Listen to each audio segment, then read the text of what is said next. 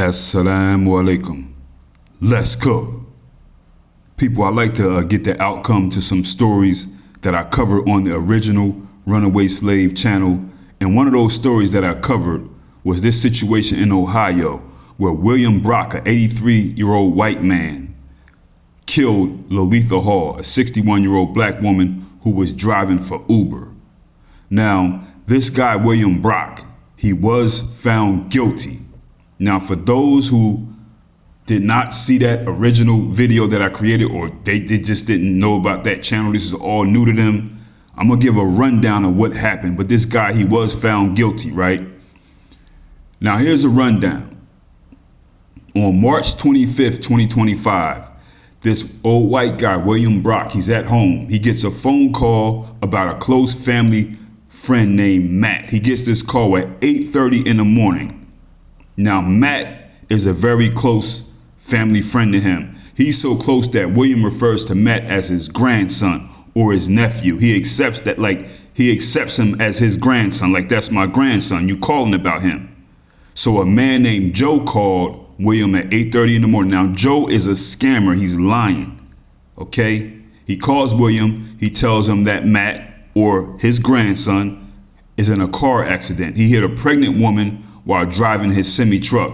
And now Matt is in jail, and Matt needs $24,000 to get out on bond. So this guy named Joe, so-called Joe, he's telling William that he's Matt's attorney, okay?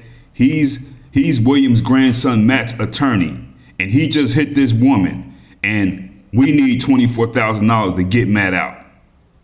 So William talks to Joe. He's going back and forth with him for a while. And then this scammer named Joe, who's acting like the attorney, he puts somebody on the phone who he says is the judge. So the judge gets on the phone and talks to William Brock. It's all a scam. Now, the judge is on the phone. They talk a little bit. They go back and forth. Then finally, William hangs up the phone. Joe, the fake attorney, calls back. And Joe offers to put Matt, the grandson, on the phone, okay, to talk to William. So now William is on the phone talking to his so-called grandson, he believes. Then the judge gets back on the phone and says, hey, listen, I'm going on vacation. If you don't pay this bail money today, Matt is going to jail, and he's going to have to wait until I get back off vacation to get out. So now this man, William Brock, he's getting suspicious, man. So William Brock, he asked the judge for his grandson, Matt's full name. He said, what is his full name? He asked him 3 times. He didn't get his full name. So now this fake judge and this fake attorney named Joe, the scammer, they hang up the phone. So the callers, being that this attorney and this judge, they're scammers, they call him back. They say, hey, listen, William, we got good news.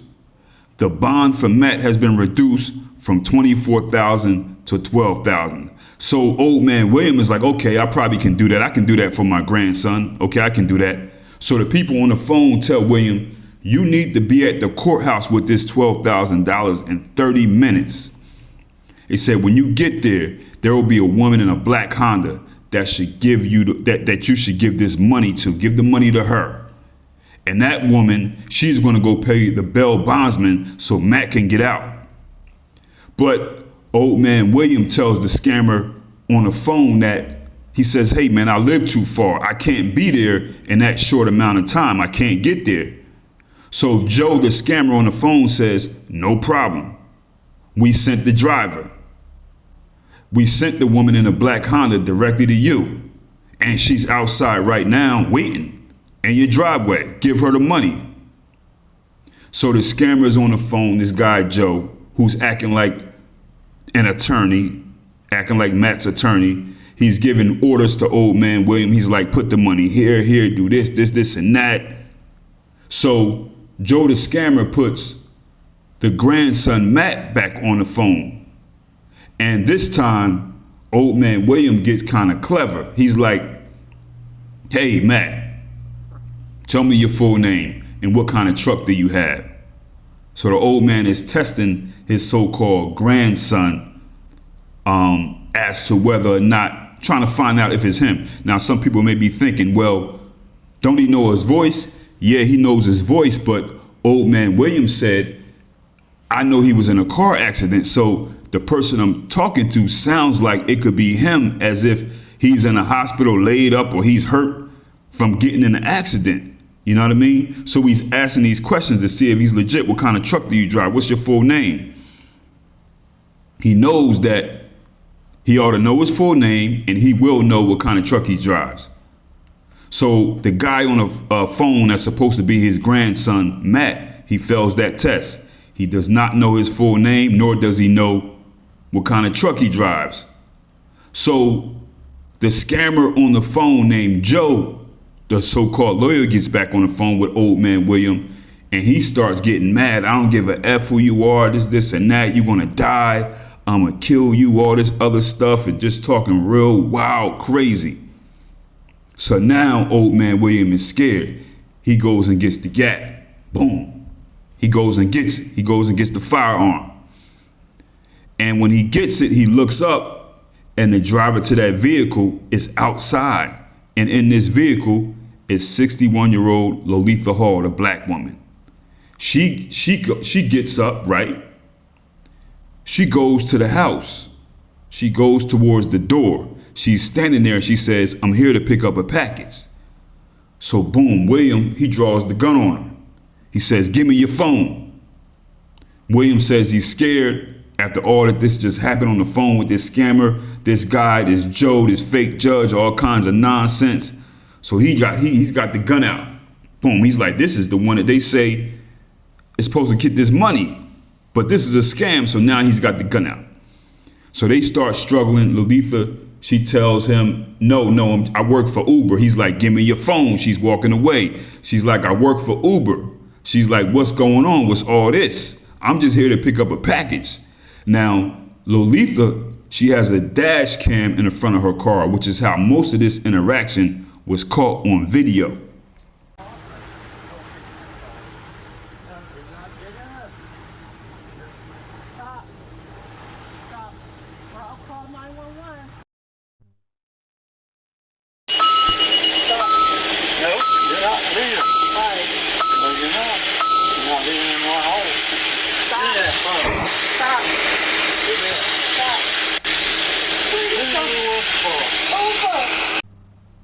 Lo-Letha is trying to get away from this dude, man. She's scared, but she brawled hard. She fought hard, okay?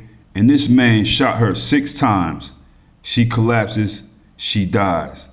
William calls 911. When they come, he told the police about everything that's been going on all morning and a phone call with this guy, Joe, the judge, and what happened to his grandson and all this other wild stuff. So the police come, they're there, and these scammers, they keep calling William. They don't know what happened, but they want their money. They want that money. You guys out here because I've been on this phone for a couple hours with this guy trying to save me. Had a nephew in jail. Had a wreck in Charleston and just kept hanging on and leading on my... May I ask you who I'm talking to? Yeah, this is the officer speaking. Okay, what officer?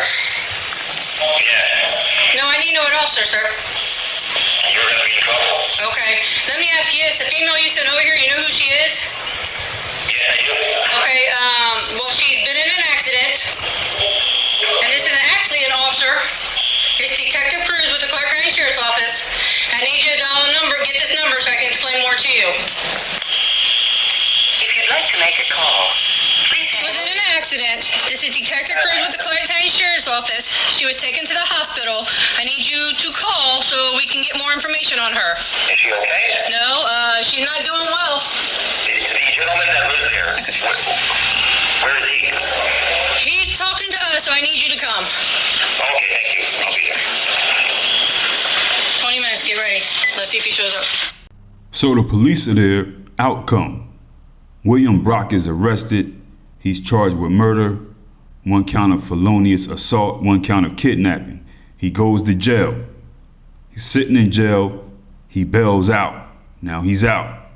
Next, he's got to go to trial. Okay, so he's at trial. The prosecutors are tripping him up, telling William that he changed his story from saying one thing. You said Lo-Letha was in the house.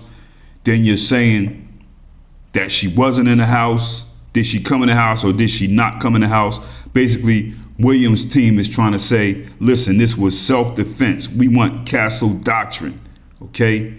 But the state prosecutors are like, no, William, your actions were not reasonable. You killed an unarmed, unassuming Uber driver because a scammer called you.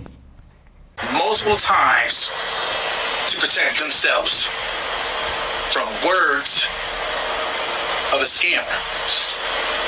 When I say multiple, not one, not two, not three, but 6 to protect himself. Facts, I agree with that. A reasonable person does not do that to somebody else, especially a woman when you have the gun in your hand. You know, there's so much more that he could have done to her. Okay, Williams' legal team argues that Lo-Letha could have been in on it because he said, listen, even though she wasn't, he didn't know at the time. And when Lo-Letha entered the house, she's a burglar and that's his self-defense. And they're saying, oh, his use of force was reasonable. He said that William truly and honestly felt that he was in danger, even if he was wrong.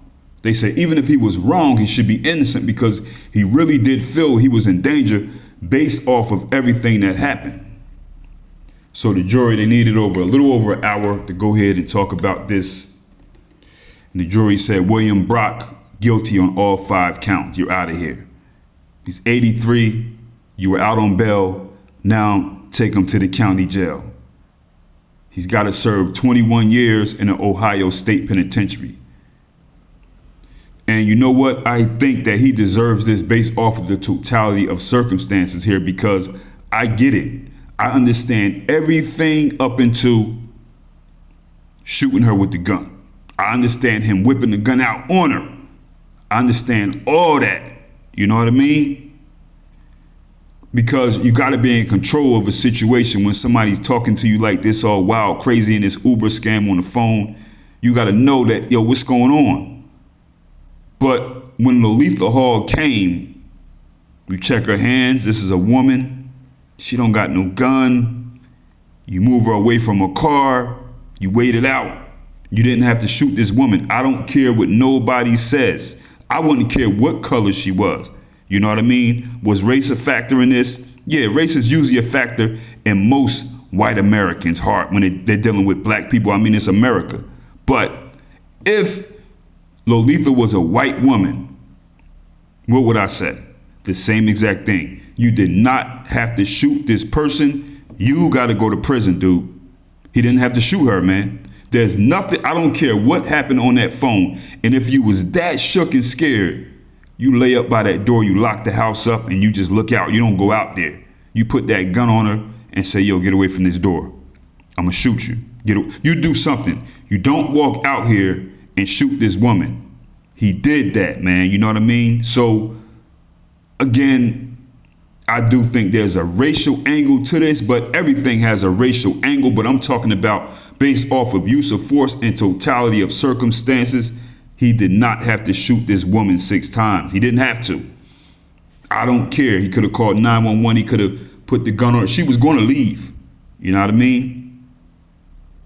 And again, this story right here, when I first seen this story, like the video and all that, when I could see Lo-Letha's face, like this video was longer, man, she was scared to death like anybody would have been. And then I'm just thinking how much I don't like to see her working in this job.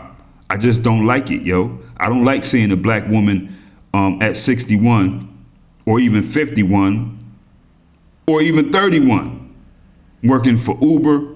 But black people, we do what we gotta do. You know what I mean? We don't make excuses and cry and complain and get handouts and all this other stuff and get programs implemented by, you know, white supremacists in the government or on certain levels, federal, state, and local, and even programs that are implemented by people who look like us for them. We don't get that. Black people like Lo-Letha are used to getting up and doing what they have to do to get this money. This wasn't her full-time main job. I believe she was a retired woman. I just don't like it because, these jobs are dangerous for black people, regardless of who they are or age, male, young, whatever. Amazon, anytime we have a job where we have to show up to a white person's door, your life is on the line. Straight like that. And you have to think so strategic and ahead of time. You got neighbors that'll shoot you. You got dogs you got racist dogs, racist neighbors. You pulling up, you just delivering the air conditioning. You know what I mean? It's just real messed up for us, man. But anyway, people, link in the description for my book, Masterpiece, The N-Word is No Secret in the Service. Also, link for the email list just in case YouTube start doing their YouTube thing. You know where the content is. Get in the comments, people. Let me know. Easy.